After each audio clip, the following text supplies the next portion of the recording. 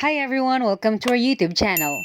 For today's video, I'll show you how to pin Snapchat conversation.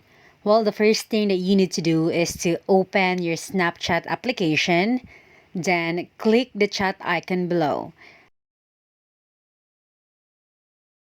After that, click the profile icon above, and then click the setting icon in the right corner. And then find the I need help and then click it.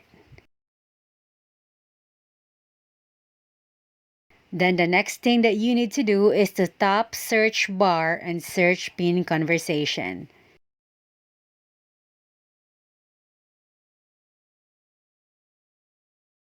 And then read this paragraph carefully and then go back to the chat feed.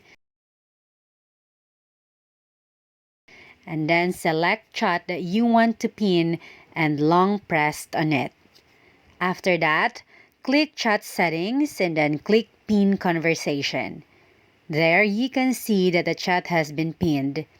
So that is how to pin Snapchat conversation. I hope this video helped you and don't forget to like, comment, and subscribe. Thank you and be safe.